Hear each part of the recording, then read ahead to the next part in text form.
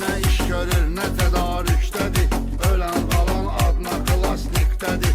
Profillərin çoxusu saxtadır. Uşaqların yarısı kontaktdadır. Facebook'un qeybət edir yarısı.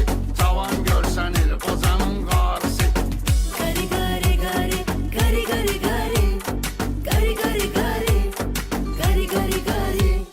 Bir photoshopla fotomontaj gelir. Takip olun, canlı reportaj gelir.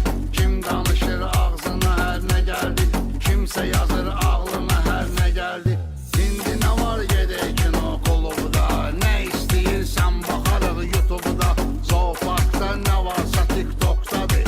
Meymuna göstərsən əgər şokdadır. 50 cürə hoqqabazlıq eyləyən.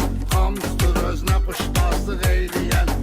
Yari yari yari, yari yari yari, yari yari yari, yari yari yari, yari yari yari, yari yari yari, yari yari yari, yari yari yari. İlahi insan mı olar bu köşkdə? Nəvənə nəyə salam yazır direktə. Toyuğu qaz kimi göstərir reklamın. Möcüzəsinə baxın Instagramın. Yatağından efirdə görsənən kim? Komment yazın, like sat dilənən kim? Diləncilər başqa qayğı istəyir. Müasirləşibdir, like istəyir. Xahiş edirəm yaxşı yazın kommentə. Bəlkə bu söhbətim düşər trendə. Bu mövzunu bağlayıram ayda da. Mənə bağışda kesildi Wi-Fi'də də.